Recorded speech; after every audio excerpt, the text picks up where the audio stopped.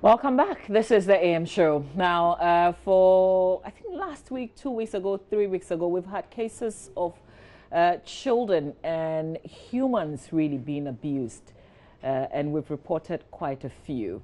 First, we heard of the 5-year-old boy whose arm was amputated. His stepmother, trying to cut him or discipline him with a cutlass. And the hand got rotting. Later, it had to be amputated. And then there's the story of an 11-year-old boy who was doused with petrol and set on fire for allegedly spying on a woman in a bathroom. The latest on this is that police in the area have rearrested the perpetrator of that act. We'll get Albert Sori, who filed that story, to give us the updates. But there's also a gentleman who was beaten to death for allegedly stealing a phone. Maxwell Agbagba, my colleague, also found that report for us. So we want to box it together. We want to talk as parents, as humans. What is happening? Why do we punish people the way that we do, even when a court has not pronounced them guilty? Even if they're guilty, is this the kind of punishment that we it's even difficult to find words, but let me just introduce my guest. Maybe it will be a lot easier. Dr. Emmanuel Sowa is head VRA Hospital. He was here with us not too long ago. We're talking about the specific issue of the 5-year-old in Cape Coast. And I remember us talking about the psychological implications and what's happening. But today we want to talk as parents. His profession, he would discuss it in that sense as well, but more as parents and as Ghanaians. Also, my friend Sefam Lord-Mensah is an educationist, and she's also a parent. How do you differentiate between a corrective measure and abuse? How not to cross that line? Good morning to you. Welcome to the conversation. Good morning. Good morning. It's difficult for me. I don't even know where to begin this, but staying back and listening to these stories, Sefam, how does that make you feel? One would you might jump into a conclusion by saying that, oh, this woman is bad. She's done worse. She needs to be punished. She needs to be punished. She needs to be dealt with and all that. But the question is, where is she coming from? Have you asked yourself from which environment or social orientation she as a parent went through in the first place? We model what we experience in our childhood into our adulthood. I think on set, we've said it several times that what we experience, the kind of parenting skills we experience when we were young, we end up carrying the same thing to our homes. I can't justify what she's done, but I guess she acted out of ignorance. She has no clue. Picture this woman, the first case of the 5-year-old. The 5-year-old. Is it 9 or 5? Later, 5. We learned that the boy is a 9-year-old instead of a 5-year-old. Oh, okay. So the dad is somewhere else. She's left to take care of one child, pregnancy, and another child. She's dealing with poverty, quote unquote. She's handling so many issues. So the question is, where is the dad? She's left to carry everything by herself. How many parents can handle that? So this is out of frustration. Out of frustration. When we were young, certain behaviors or attitudes that we experienced, now when it comes to light, it was pure abuse. But there was nobody there at that time to pinpoint exactly what that mother or father is doing to you was wrong. Thank God for development, thank God for technology and social media. Most of these things are coming out now. But the truth is, worse things are happening that we have no idea about. And basically out of frustration, and they have no clue as to how to handle these things, she decided, okay, this is how to go. So let me use this. Because this is what I know. This is what I know. This is what I'm used to. It happened to me. Nothing, I didn't die. And I'm up and I'm old. So why not duplicate the same thing to a child? going on that lane, forgetting that children are different. Every child comes with his or her own manual. And parenting is not something you learn in a book. You sit down when it happens, rule number 1, step 2, step 3. You look at your child and you look at what is happening, then you'll be able to educate yourself and say that, okay, this is how to go. Interesting. I want us to bring back this report that Albert, my colleague, found for us on this boy who was set on fire. They actually poured petrol on him, set him on fire. Another human being doing this to another human being. Here's the story. Almost 2 years ago, a 9-year-old Ayembeha volunteered to work as a hand on a tomato farm so he could always earn a pocket change. One day in November 2017, he was sent to buy some petrol to be used to power a generator on the farm. He was in the company of 2 other children. According to Ayembeha, on the way back, the other 2 children peeped into a bathroom built outside a house. Incidentally, there was a woman inside the bathroom who raised alarm because she felt they had been deliberately looking at her nakedness. The other 2 children ran away, but Ayembeha did not, because according to him, he did not commit the offense. Even if he wanted to run away, he could not have, because he was holding a plastic container which carried the petrol they had been sent to buy. The man had come there to drink pito, so when the woman shouted that we had peeped in to see her nakedness, he came to me and asked if I was the one who did that. I told him I was not the one, but rather the other 2 children who were running away. He then snatched the petrol from me and started pouring it on my body.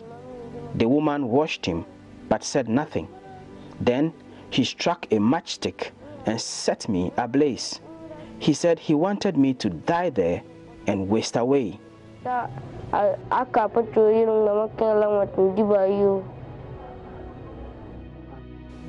Ayembeha says he fell to the ground wailing and kicking in pain until his 2 friends ran back and started throwing sand at him in attempt to put out the fire. Other people then came to his rescue. They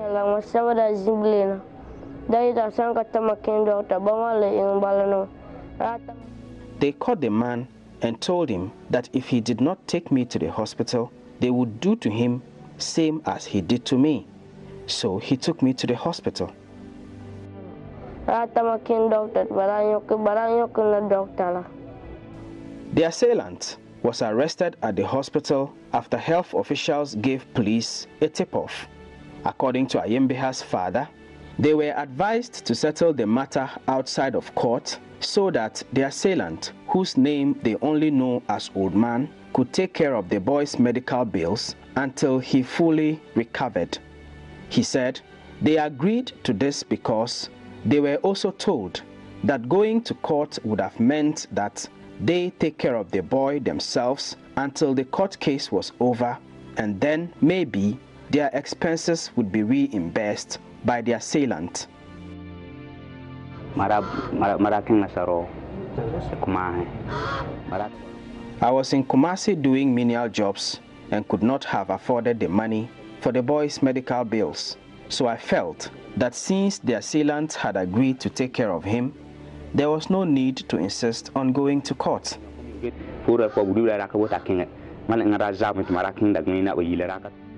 However, Ayembeha's assailant has now reneged on his side of the agreement and has sent the boy back to his family.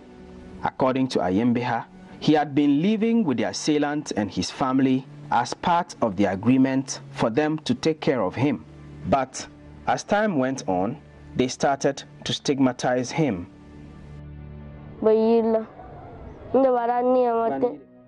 They would shout at me and tell me not to come near them because I had a bad odor. They even gave me a separate drinking cup and a plate, and I was not allowed to touch anything in their house. I was in class 4 when the incident took place. I should be heading to class 6 by now, but I have not been to school since the incident. At the time of JoyNews' visit, Ayembeha's injuries had been dressed. According to his mother, his whole body had been bandaged in the beginning, and it was depressing for her anytime she saw her son at the hospital. She says presently there are times when the injuries get so bad to the extent that nobody wants to sit near Ayembeha because of the bad smell. And all this is due to the fact that sometimes they are unable to afford the cost of getting the injuries cleaned and the bandages changed. The man, that's the assailant, no longer answers my calls. The last time we met, he accused me of being irresponsible. He said if I had properly looked after my child, he would not have got the chance to do that to him.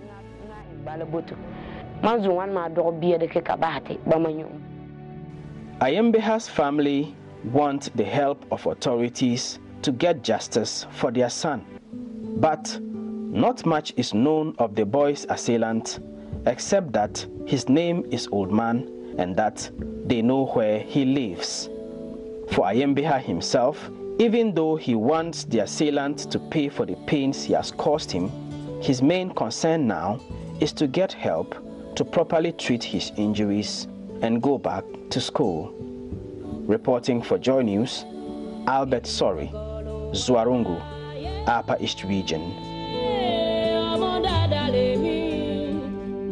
A very heartbreaking story indeed, and Albert Story will join us with the update, because we're told that the man who did this to this boy is now in the grips of the police, and he's to go to court, I think, sometime this week or today. Albert will tell us exactly what the latest is.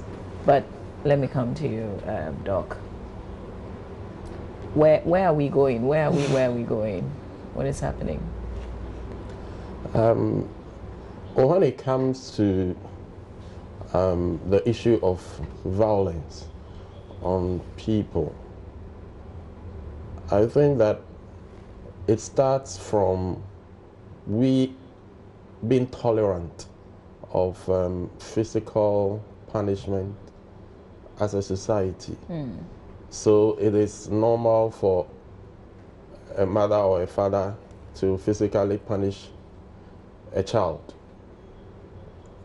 The mistake, or what the fallout from that, is that that same socially acceptable or culturally tolerable behavior is used by other people in an unlawful way.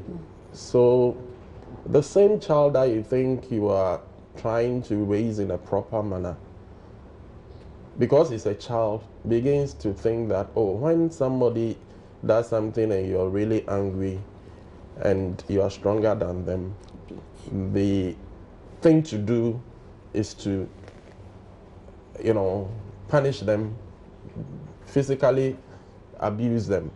So that child becomes aggressive. As a people, as a nation, we generally favor corporal punishment as a means of disciplining children.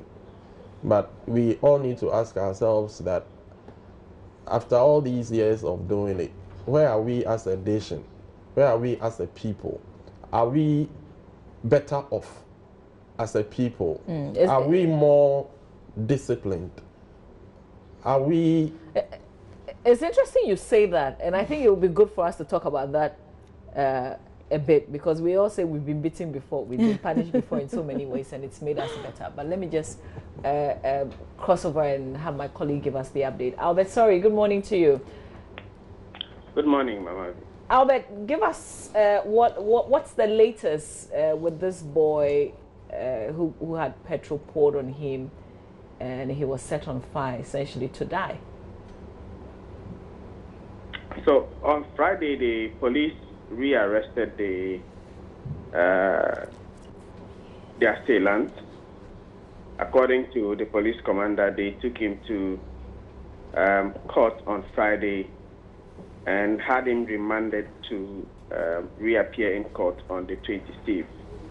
But the boy is still living with his parents. The difficulty is that the injuries he has are so severe now that, according to his mother, he's lost most of the skin around his head. And the fear is that if he doesn't get medical attention very soon enough, the problem could get more serious than it is now. But his parents themselves are not around most of the time. So it's complicated the issue such that even the boy is not able to go to school, and then the fear even is that if he doesn't get medical attention. Hello, Albert? Hello? Yes, Albert, you're on. So it's made a fact that the boy himself is even afraid that somehow he's alone, because first it was the assailant who was looking after him, and then the assailant has sent him back to the parents, and his mother is not around most of the time. His father is also in Kumasi. So you talk to him and you realize that he feels that somehow he's all alone in all of this. What has the man been charged with? Well, at the time that he was in court, we were not able to get there, but the police commander said that they needed a medical form, which the parents hadn't brought at the time that they needed it. Okay. So the day we first broke the story was the day they finally managed to get the medical form. So what they did was to just rearrest the assailant, take him to court, to have the court remand him. It is unclear for now what he's being charged with, but we are waiting for the 26th when he will reappear in court so that we can get there and know exactly what he's being charged with, and how the case is likely to travel from there. Okay. Albert, thank you very much. That's our Upper East Regional Correspondent, Albert, sorry, with the updates that this man who did this to this boy has been rearrested. He's now on remand. But we've all been punished in several ways. We all say that we're better today because of the kind of discipline that our parents gave us. What is different today? This is extreme. Pouring petrol on someone and setting the person on fire. That's not something that happened to any of us. But we've all been disciplined in ways that, as parents, we don't do that to our own children.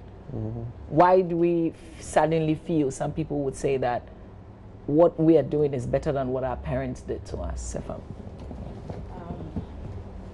I was having a discussion yesterday night with my husband, and it was more to do with my social orientation, where I did not have the privilege of staying with my mom and dad when I was young.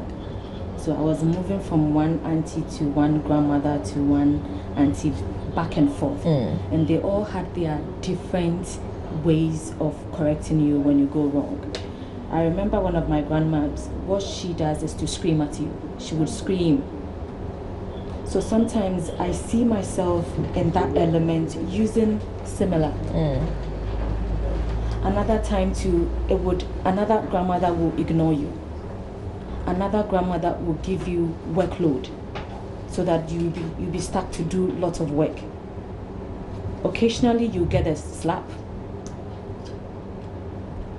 But then when we grow up and you travel and you get to see other countries or other societies and systems, how their system works, then you come back a bit and check how you train your children in the house. I was sharing another issue. I was asking questions whilst I was in the powder room, and I told one of the ladies that the resources you need for this program is right here in your environment. The question I asked was, have you ever punished a child before? What method did you use? So what comes to mind is the rod, caning. But there are other ways of punishing a child. But the easiest way is because you want to have immediate response, or that action should stop right there, so you use the cane. But having an immediate response does not warrant or guarantee the action not repeating itself again. You cane the child for that instance, the child is in pain and he or she will stop the act. But 2-3 months down the lane, or even 2 weeks, the same behavior from that child will come up again. So you end up going back to using of what? The cane and beating, because you think that is working. I believe using of the rod or caning or spanking should be the last resort. And if even you would have to use it, your demeanor, what state are you in using that method? The moment you get angry and you react or cane the child, meaning you've moved from a corrective measure to an abuse, because you are caning or punishing the child out of anger. So when you're angry and you are caning a child, probably you wanted to cane that child maybe 3. Did you even explain to the child why you are using that method? Or in our society, the child doesn't have a voice. So come here, you've done this, 10. Sometimes you don't even 10, you go ahead and then you are slapping the child back and forth. Sometimes, something that I learned is sometimes people even use we call it bankuta. Anything immediate at their immediate environment, they use it and then what? Throw it. So with the case in the Cape Coast case, that was what happened. Because that was what was available. She was just using a cutlass to throw, and then the child got hurt in the process. So when you are angry because the child has done something, do you pull back?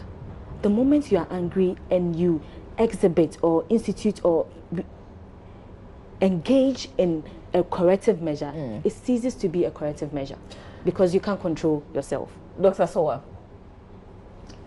we say in Ghana that we're Ghanaians. This hasn't killed anyone. The way we were disciplined and essentially that's what we've learned, that's what we've copied. How do you control yourself? How do you hold yourself back and say, wait a minute, I am angry, I want to punish this boy, but maybe not now? Like, what do you do? What do you tell yourself? How do you get there? The easiest thing to do is to get angry and act on your anger. That's the easiest thing to do. Bringing up a valuable human being is not an easy task. So you want gold, you have to dig, you have to mine, you have to suffer before you get gold. It's valuable. You put effort, you put time into it. But when it comes to raising our children, we think that it should be easy. And we use all sorts of methods. Anything that comes easy will go easy. So when you use inferior methods to raise your child, you don't get the result that you expect. As a country, we are saddled today with corruption, indiscipline, laziness, and all this violence we are seeing. Is it that we were not caned enough? That is why we are where we are. That there is so much indiscipline, so much corruption, that we need to cane our children more. Or there's something wrong with the way we were raised. A lot of our problems are rising out of impulsivity, lack of self-control.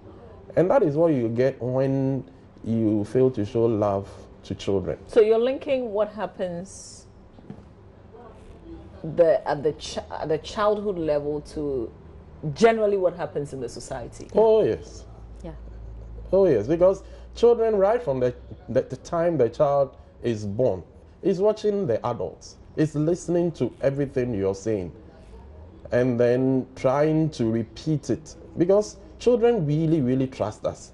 They think we are just fantastic people. How are you able to walk the way you take this, you do this? The child looks at you and thinks that you are so wonderful. Even how you take money from the ATM, yes. you know, like yeah, you're so wonderful, and the child wants to be like you. So they are watching your every move. The least opportunity they have, they will do the same thing you're doing. So it's one of the major means by which children learn, by modeling, by looking at what you're doing and trying to do it. So the child grows up and is insulting people or is shouting around, and you are wondering, where did the child learn this? You just start talking and the first thing you say is Abua. Where did he learn it from? You know, but the child has been listening to you saying Abua since he was born. All that he needed to do was to be able to say the same thing. And the chance comes, he says it, and you are wondering why. If you think the child is being incorrigible or difficult, I mean, at the end of the day, okay, so the child is, you think the child is bad, so I'm going to kill him. What are the alternatives that are there? What do you want the child to become? The brain of the child is subject to all the experiences that the child is going through, what the child sees, what the child hears, what the child does, what the child feels. And all these things have an impact on the brain of the child. Is it easier for you because of your profession? Are you able to do this better as a parent because of your background? Yeah. You learn. It plays a role. You learn. I mean, at this age, I've made my mistakes. You understand? I've made my mistakes already, but I have an opportunity to also tell others that you don't do this, you don't do that. Because what you do as a young parent is what your parents did to you, period. That's true. And if you don't have the opportunity for somebody to tell you, no, this is not how it's done, then you make the mistake. Even when you see another person trying to be kind and show love and being tolerant with their children, you are there and you are angry. What's this man doing? You know, and you are angry. You feel justified because that's your belief. But what does the science say? What does the research say? That is the question you have to ask ourselves. We believe that this is the way to go. It's just your belief. Beliefs and truths are different things. Sefam, we've heard how some Ghanaian parents outside would do what the Westerners do on the outside. When the children come away and say, Braha, this is Ghana, we are Ghanaians first. And they would give the other Ghanaian discipline to their children. It's not the same for all of us, is it? Not at all, it's not. I'm surprised you're asking me this question. Should I say it's a privilege or something? When my daughter was 5 months, my first, I traveled with her. So as she was coming of age, I got the opportunity of learning in the environment where she was being brought up. And one thing that registered at the back of my mind is you don't cane. If you cane, you'll be arrested, or the child will be taken away from you and be handed over to social welfare or whatever. So from the word go, and they have the systems in place. So you'll notice that you go to town and you meet Ghanaian families, the child is misbehaving. Then you realize that the mother will just keep quiet or say in a can,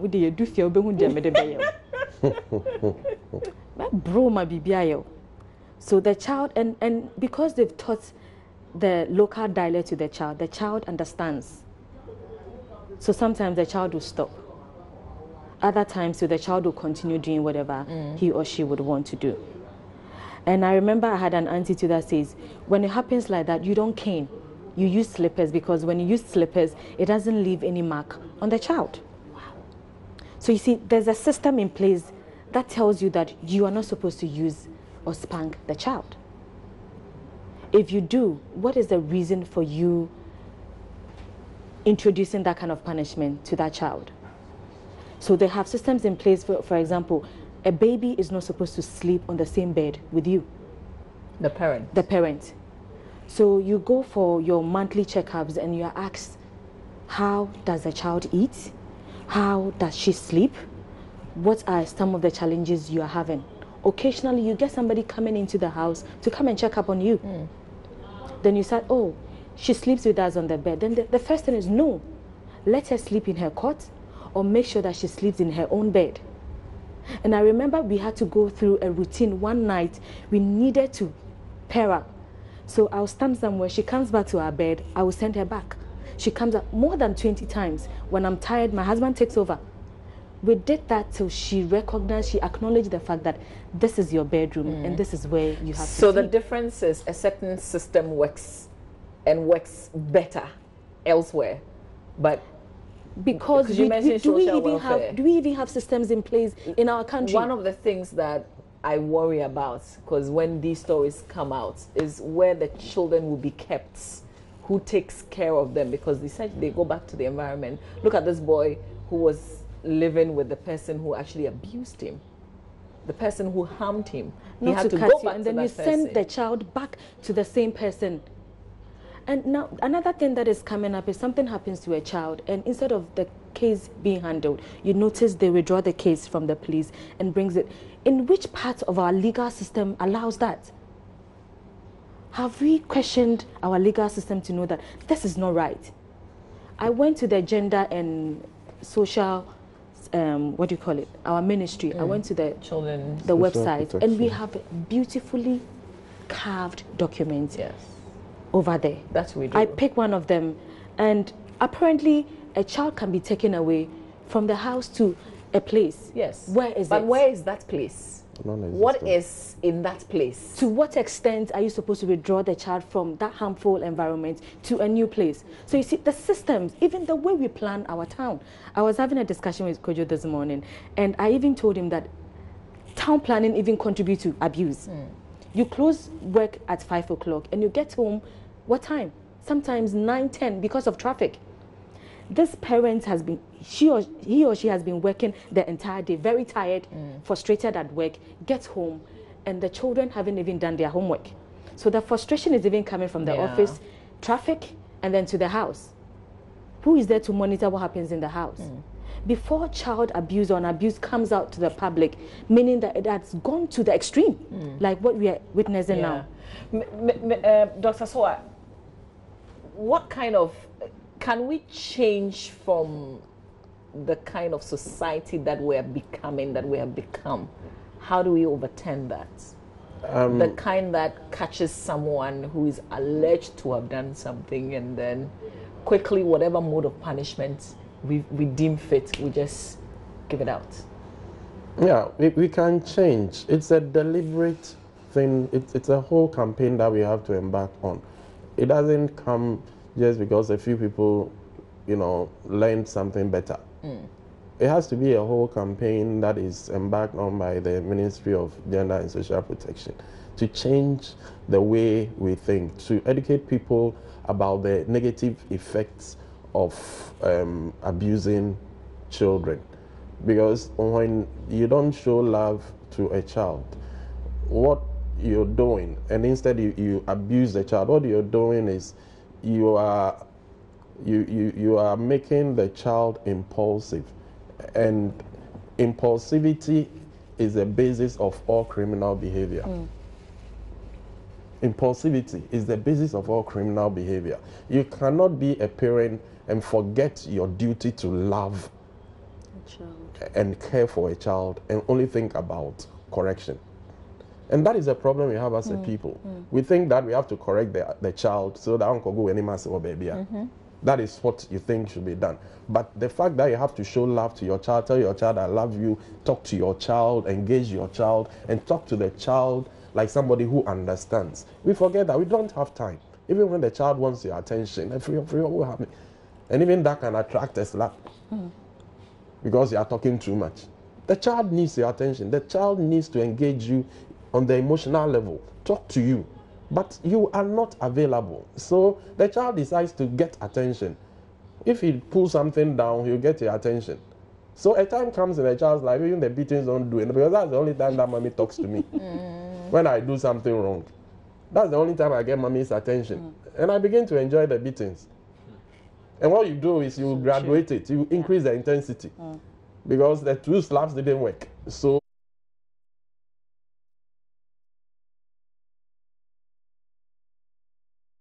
increasing it and increasing it. That's why somebody will use a cutlass, or somebody will use a stick on the child's head. And we forget that at times some of our own behaviors are responsible for the way our children behave. Like you hold a little baby who is crying too much, you shake the child. Something can go wrong in the brain that can make that child defiant, that can make that child a difficult child. So your own frustrations can put your child in danger. So as a people, we need to realize that the way in which we discipline, there are so many people who don't have the capacity to show that kind of love that a child needs. Yeah. But we allow them to discipline. So it is a one-way street where discipline is not, counterbalanced with love. And that is where the problem comes in. Before you even come in, adding to what Doc is saying, if neglect is a form of abuse. When you neglect your child, of giving that love is another form of abuse on its own. Sometimes we see children on the streets begging and we think it's normal. It's an abuse, forced begging. So you think, let me give the child money. The moment you give that child money, that child will forever, because it is not the child's will to come and stand on the street to beg. There's an adult at the background who is asking that child to come on the street, to come and beg. So if you don't beg and bring the money, I'm going to beat you. So we see them on the streets and then we give them money to encourage that behavior. So they will always be there. Just the last few seconds in ending the conversation, you are in the classroom. Is there anything that you think you do as teachers that complements? Because what we've been talking is as parents, but what can teachers do to change this kind of behavior? Okay, so as a teacher, you have to realize that your students are not the same. They come from different socio-economic background. For some of them, before they even come to school, they have to go and sell, hawk before they come. Others too, they are their own carers. They take care of themselves. So if something is happening in class and you jacket fit discipline for all of them, you are making, first of all, a huge mistake. Because they are all different. So you need to know what is happening to the child. For example, I have a child, a boy in my class. He goes very quiet, for which I know he's not that quiet type. I observe him for a week, trying to engage him in discussion, but it's not pulling. So what I did last week was that I had an assistant. So I made an assistant take over the class, and I went out with him. Let's go and talk. He wouldn't talk. He wouldn't say anything. Then I said, no, this is not of you. You are different. What is it? Okay, let's talk. Tell me about your day. All that came to mind was that he doesn't love to learn. He struggles to learn. He needs to read more. Then you need to coach or probe further to find out. So what makes you excited? Wow. Okay, I love to play football. I love to listen to music. So in education, we have something called the gardener's theory, where you look at the child's attitude and perception. You detect what he or she loves best and use that to teach him or her. I wonder how many teachers will have time for that, because you're teaching how many people in the class? So my class, because of the free SHS and the double track, I have small number in my class. Okay. 23. Okay. And they are senior high students. But I teach other classes, but I'm a form mistress for number of class 23. So I go extra. It's not easy. Yeah. Because sometimes you are dealing with a senior high student who cannot read. Yet you need to give notes. Yeah. Yet you need to give exams. So how do you juggle all this, including my personal issues? You have to be devoted. You have to love the job you do as a teacher to be able to make a difference in that child's life. Interesting. Well, thank you for sharing. I think that personally I've learned a lot from all the discussion. And if we continue to do this, because we can only improve if we learn. And we can only learn when others share. So hopefully what has been shared can help us in what we do, because it has to start from us. We have to start in our own small ways, and then the entire society would benefit. My guest, Dr. Emmanuel Soa, is head VRA Hospital, and Sefam Lord-Mensah is an educationist and also a parent, both parents, by the way. Stay with us. Roland Walker is at the passport office. The passport expiry date, if you like, has been extended to 10 years. And we're all saying good news, good news, good news. But there are people who are hustling this morning at the passport office trying to get a passport. Roland Walker is there. He's going to find out from those there what they think about that. But the United Nations believes science and gender equality are both vital for the achievement of the internationally agreed development goals, including the 2030 agenda for sustainable development. That's why today is being celebrated as Day for Women in Science and Technology. So on the show, right after me, Professor Rose Emma Mama JoyNews. She's the former Deputy Director General of the Council for Scientific and Industrial Research and in charge of coordinating and research activities at the Institute. Well, that's what she used to do. We're having her, Kojo Yankson will have that conversation. A lot to learn from her on the show this morning.